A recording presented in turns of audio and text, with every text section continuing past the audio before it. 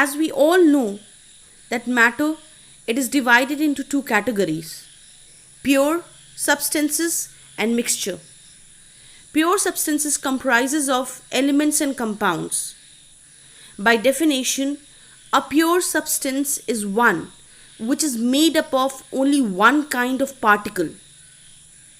These particles may be an atom or a molecule. So we can say pure substance is the one which is made up of only one kind of atoms or molecules.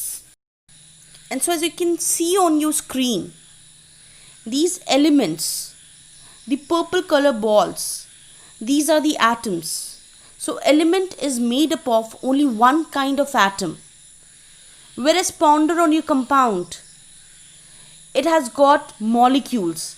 That is the red and the two light blue balls that are binded.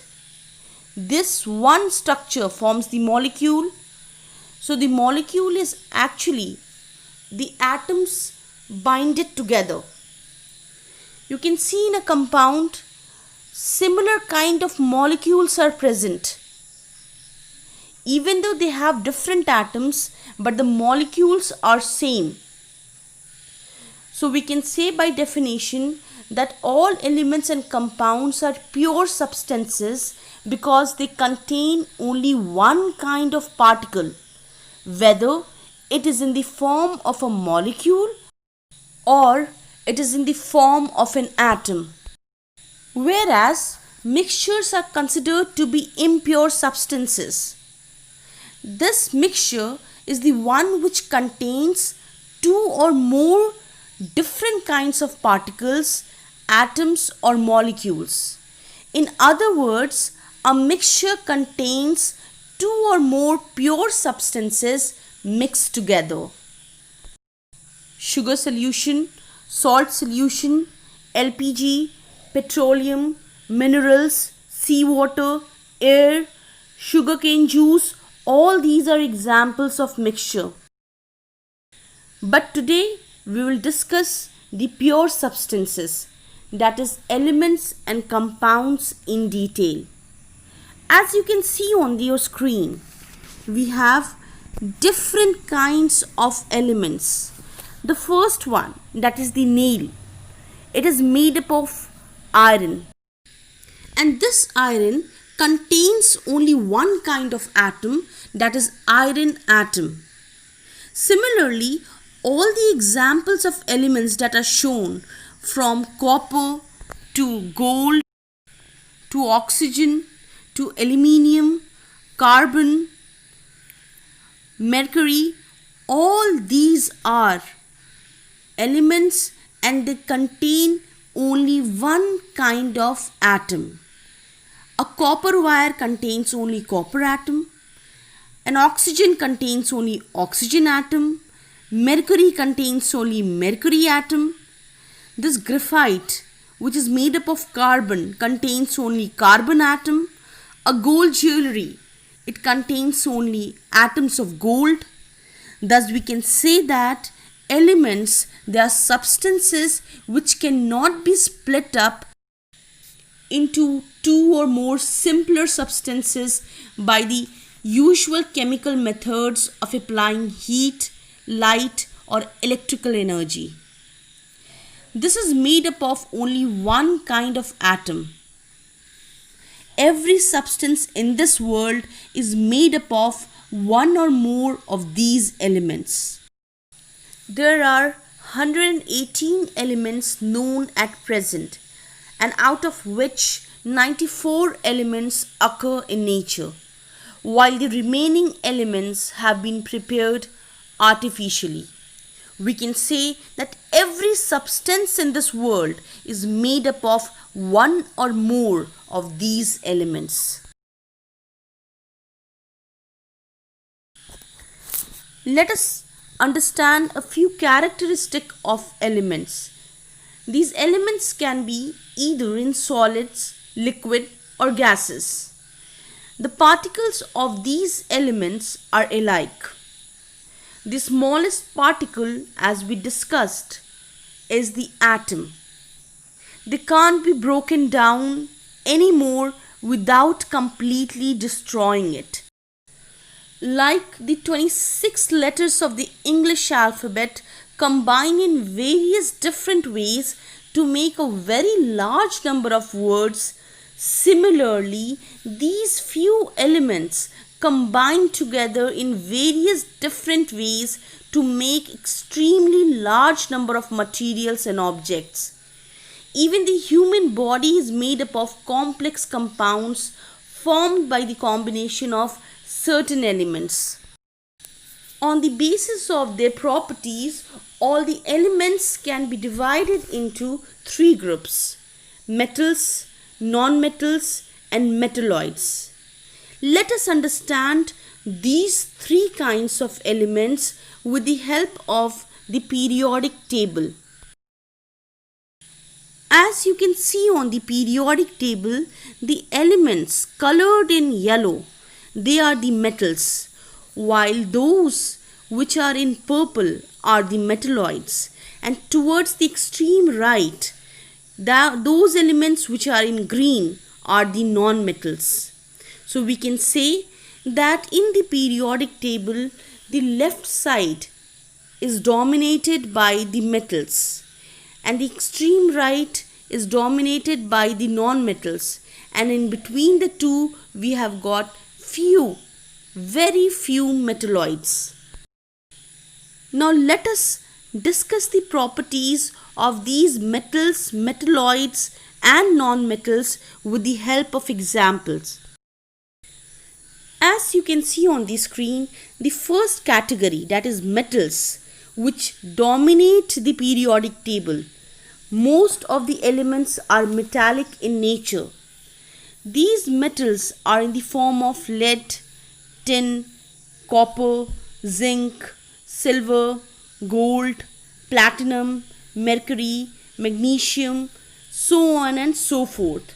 All the metals are generally solid except for mercury. These are shiny and have luster. They are good conductors of heat and electricity and are malleable and ductile. That is, they can be hammered into sheet and drawn into wires. Whereas the non-metals, which are neither malleable nor ductile and does not conduct heat and electricity, they are brittle in nature, that is, can be easily broken into pieces. The examples of such non-metals are sulfur, iodine, neon, diamond, krypton, bromine, chlorine, fluorine, etc. All non-metals are solids or gases except bromine, which is a liquid non-metal at room temperature. These non-metals are non-lustrous or not shiny. They are dull in appearance.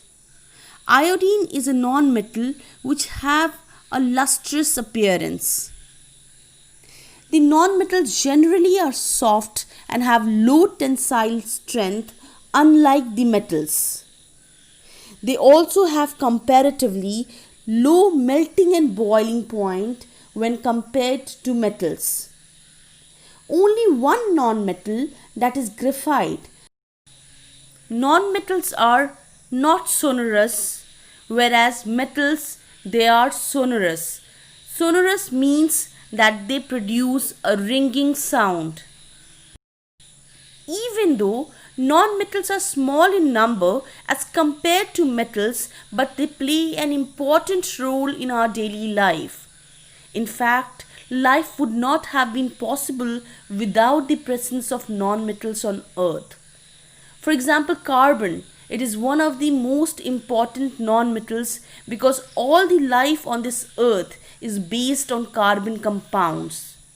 This is because carbon compounds like proteins, fats, carbohydrates, vitamins, enzymes, etc. are essential for the growth and development of living organisms. Another non-metal, oxygen, which is equally important for the existence of life. For This gas, oxygen, in air is essential for breathing to maintain life. It is necessary for the combustion or burning of fuel which provide us with energy. Coming to the last category, that is metalloids. Metalloids, as you can see on the screen, they have the property which is intermediate to that of metals and non-metals. These are called semiconductors. They can be dull as well as shiny in appearance. Metalloids are somewhat malleable and ductile. The examples are boron, silicon, antimony, etc.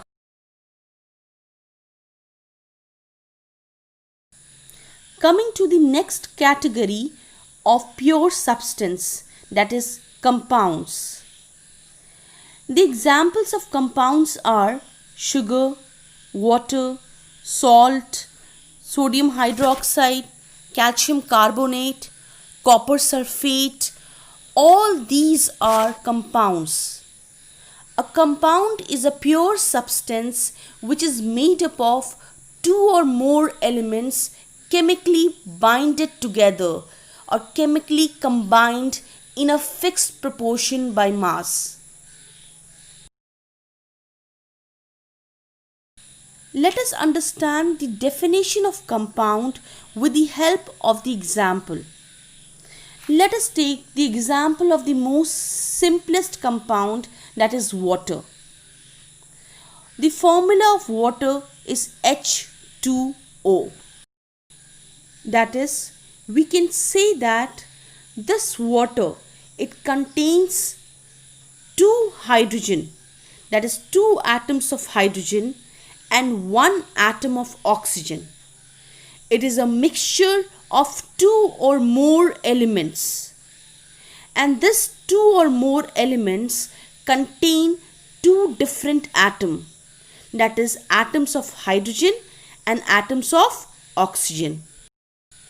So we can say for the compound water that it is a compound which is made up of two elements, hydrogen and oxygen, and each of these two elements combine in a fixed proportion by mass. That is, this mass is equivalent to the mass of two hydrogen and one oxygen. Another point that is clear from this figure is that the particles of water, which is in the form of molecule, they are similar. So it is considered to be a pure substance. You can see it contains one oxygen in the middle and two hydrogen.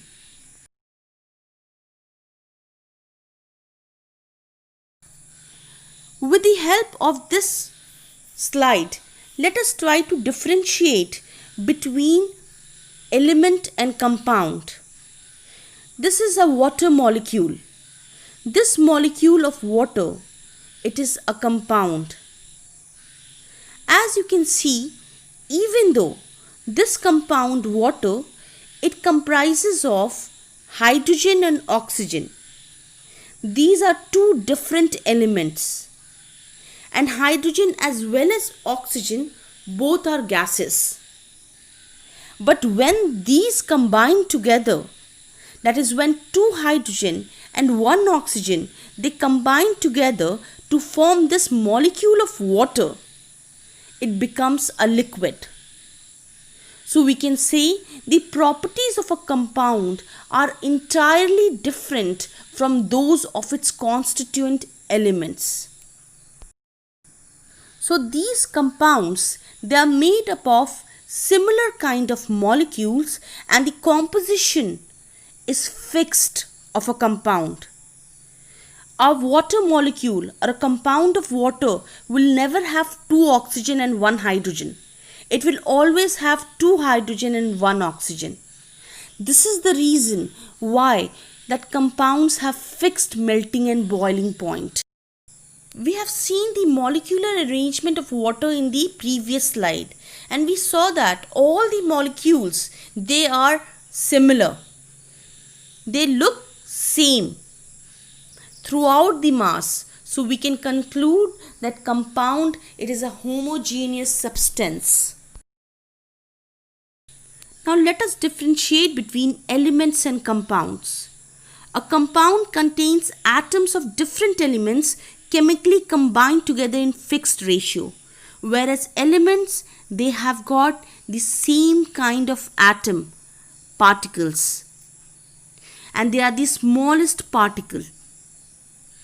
Compounds contain different elements in a fixed ratio arranged in a defined manner through chemical bonds, whereas these elements can be distinguished only by their atomic number. A compound can be separated into simpler substance by chemical method into different elements, but the elements cannot be broken down into simpler substances by chemical reaction. The list of the compounds are endless. There are about 117, now it is 118 elements that have been observed, and they are classified as metals, non-metals and metalloids. A compound is represented using a formula, and an element is represented by using symbols. The examples of compounds are water, sodium chloride, sodium hydroxide, copper sulfate, baking soda, hydrogen bromide, hydrochloric acid, potassium sulfate. So, compounds can be in the form of acid, bases and salts on their properties, whereas elements are iron, copper, silver, gold, carbon, oxygen, nitrogen.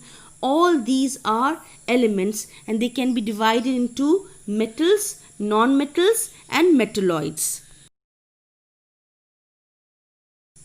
So students, we have elements and compounds as pure substances and mixtures as impure substances, and in mixture we have already studied about true solution, suspension and colloids. We also discussed about concentration of solution, saturated and unsaturated solutions, the property of solubility. All this was discussed in mixture. So students, this is the end of the chapter. Take care and stay safe.